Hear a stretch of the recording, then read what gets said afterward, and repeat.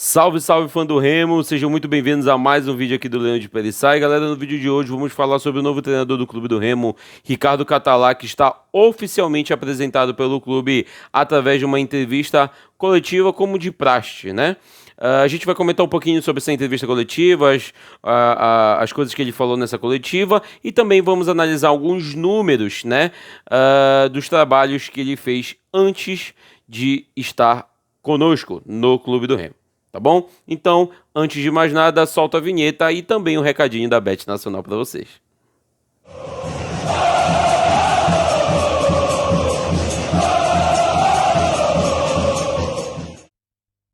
Galera, antes de iniciar esse vídeo, eu queria passar um recadinho bem rápido para vocês da Bet Nacional, que é a Bet dos brasileiros e agora também é a Bet do nosso Clube do Remo.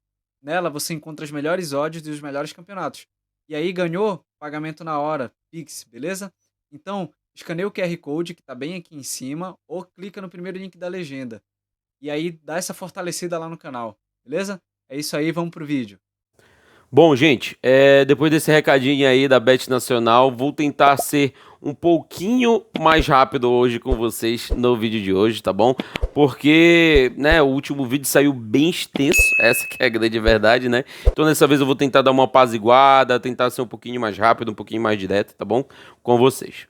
Bom, vamos começar falando do treinador Ricardo Catalá, que foi apresentado na tarde de sábado 27 para o Fenômeno Azul através de uma entrevista coletiva com o diretor, né, executivo Thiago Gasparino, né? E falando um pouquinho aí, eu não vou trazer trechos da entrevista, tá? Vou ser um pouquinho mais direto com vocês.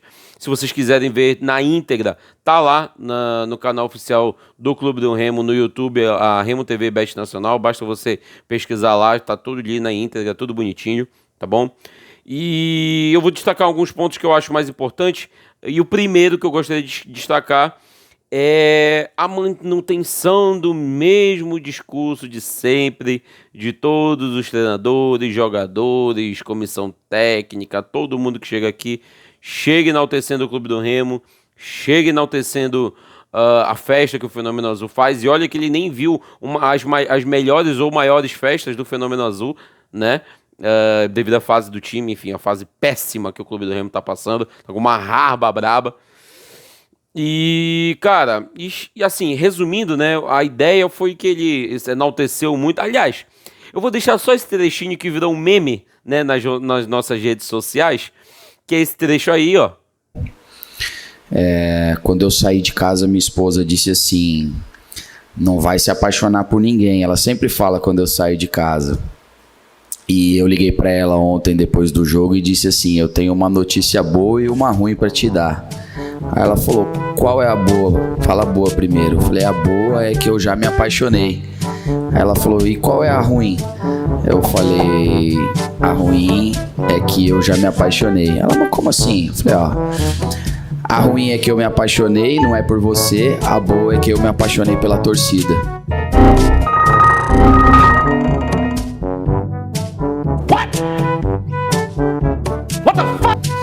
É incrível o que o torcedor fez no jogo ontem. E esse trecho que vocês acabaram de ver foi simplesmente uma das falas dele na coletiva, né? Em que ele quis falar que se apaixonou pela torcida, se apaixonou e a boa notícia é que ele se apaixonou e a má notícia também que ele se apaixonou. Enfim, se enrolou todo ali para explicar o que ele realmente quis dizer, né? A grande verdade é que é um meme, mas a gente sabe o que ele quis dizer. Ele enalteceu o Fenômeno Azul.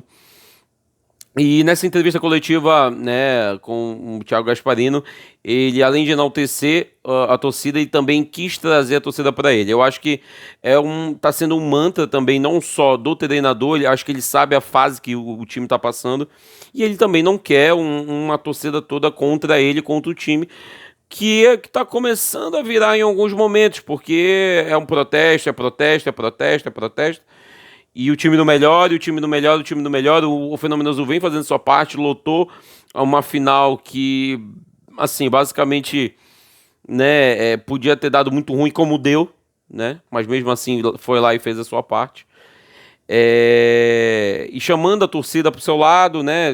Enfim, tipo assim, eu também, com todo respeito, eu não quero julgar, assim, é chato a gente estar ouvindo toda vez a mesma coisa. Tá, talvez sim, vai, assim, pela atual circunstância, fica chato a gente ouvir. Quando a fase é boa, o início de trabalho, a gente meio que não liga, né? Tipo, tá, se ele elogiou, pô, legal, ele elogiou e tal, óbvio, né? Talvez é o que se espere, né? Digamos assim. Mas nesse sentido, assim, porque no contexto geral, o que a gente quer ver agora não quer elogiozinho, dizendo que se apaixonou pela torcida, né, e tudo mais. A gente quer trabalho. Essa que é a grande verdade. A melhor forma de ele chamar a torcida para si é nada mais, nada menos ele ter a consciência de que os resultados vão ser o que vão trazer a torcida para perto do Remo. É muito claro. E essa temporada também, inclusive, já demonstrou isso. O Remo ganhando jogo após jogo e a torcida lá comparecendo, apoiando, festejando, seja em qualquer competição, seja Copa Verde, Campeonato Paraense, Copa do Brasil, no Brasileirão também lotou, né? Se fez muito presente no Campeonato Brasileiro já. E, sinceramente, é só assim, assim, no meu ponto de vista, é só assim que dá pra chamar atenção, né? Outro ponto que ele falou, né? Ele disse que analisou e elogiou o atual elenco do Clube do Remo, mas pareceu, sabe, que ele queria fazer uma médiazinha, não sei, assim, não quero julgar, não quero dizer que ele fez isso, tá? Por isso que eu falei pra vocês, se vocês quiserem ver na íntegra, até pra vocês mesmos terem a interpretação de vocês, é fundamental, tá? Eu estou falando o que João, vi. Por que eu tô dizendo isso nesse tom pra vocês? Porque eu já vi muita gente dizendo, tá secando o Remo. Já vi gente dizendo que os memes da página, por exemplo, parece que a gente tá secando o Remo. E, gente, não é isso, tá? Por exemplo, as opiniões que eu coloco aqui pra vocês são opiniões minhas, mas as opiniões de vocês têm que ter a própria opinião de vocês. Vocês têm que ser críticos. Vocês gostam do trabalho por exemplo, do Fábio Bentes? Por quê? Sim ou não? Justifiquem.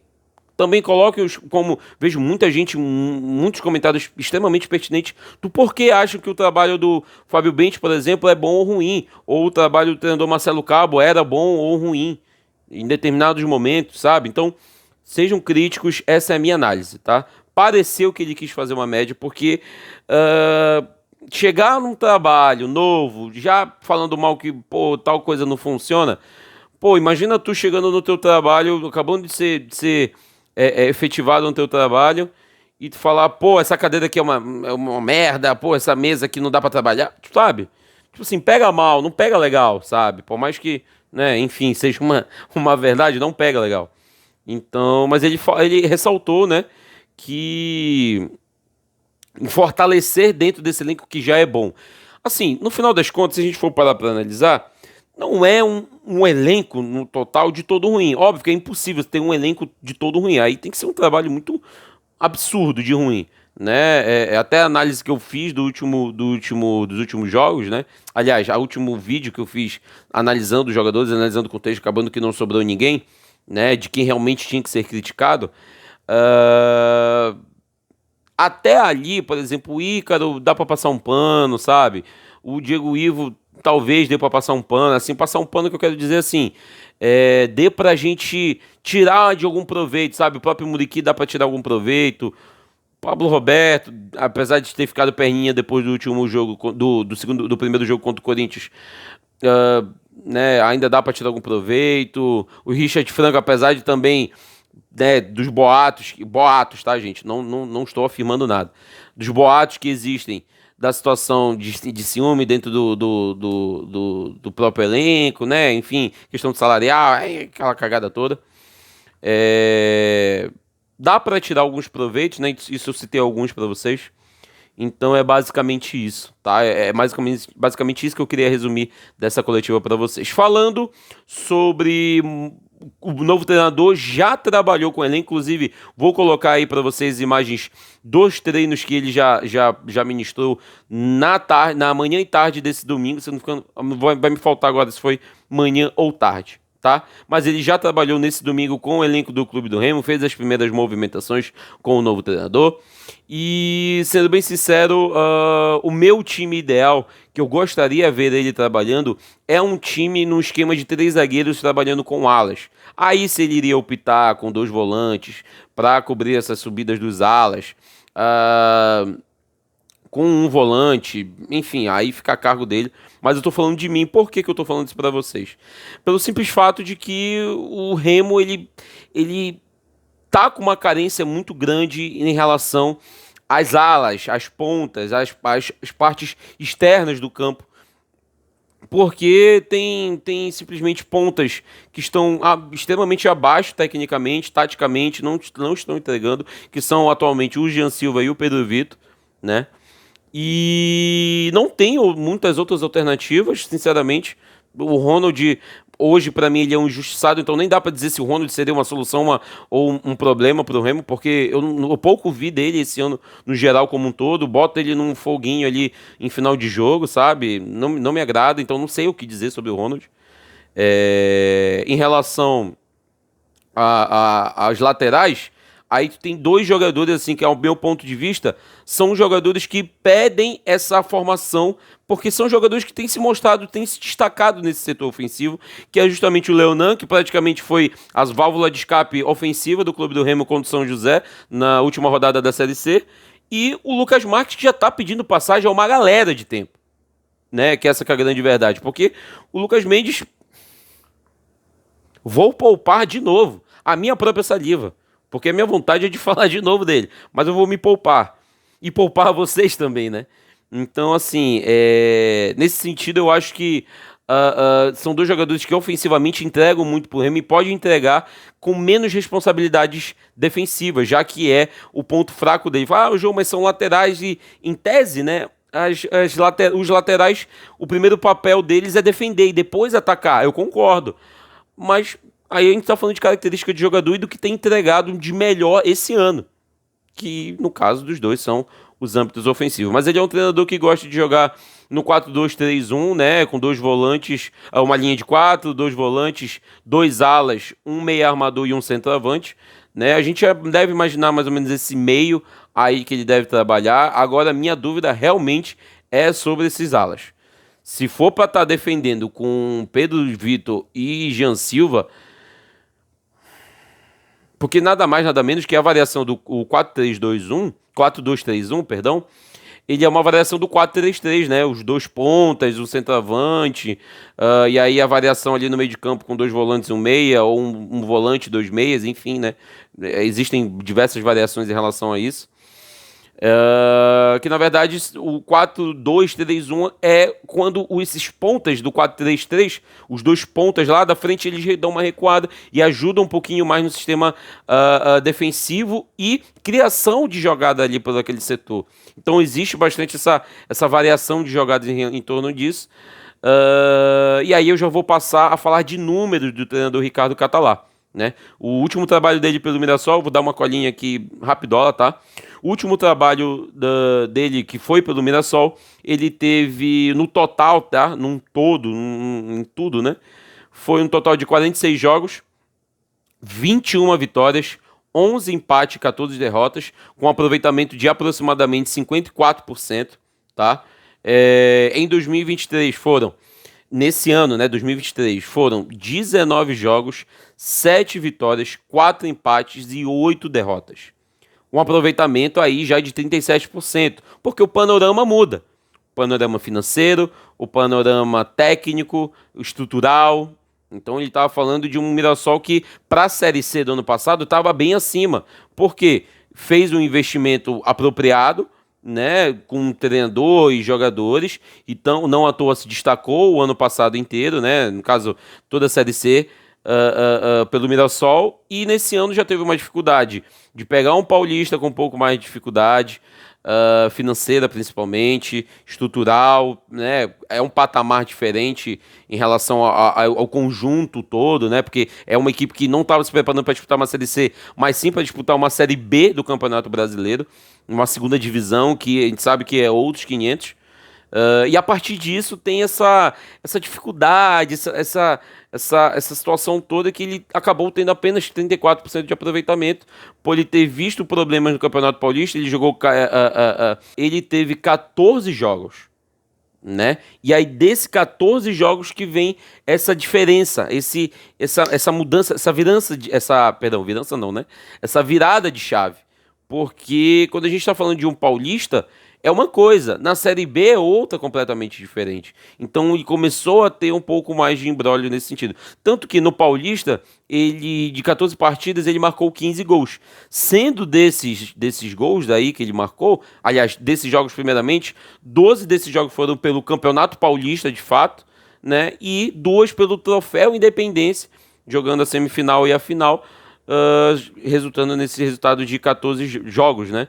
E aí desses aí, a gente já pode até dar uma palhinha do que a gente pode ver esse ano, em que desses 15 gols, 11 deles foram de bola rolando, e apenas 4 de bola parada. O que já vinha sendo um problema no Remo, pode ser que se permaneça, até porque tu não tem grandes alternativas no Remo hoje. Grandes alternativas no escanteio de bola alçada na área, tu vê no Fabinho e no Diego Ivo. O resto, o Ícaro é um zagueiro de baixa estatura, Diego Guerra é um zagueiro de baixa estatura, o próprio Wendel Lomar, que seria uma quarta opção para a zaga, é um zagueiro de baixa estatura.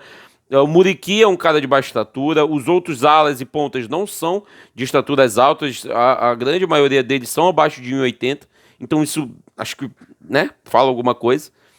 Então, basicamente é isso, tá?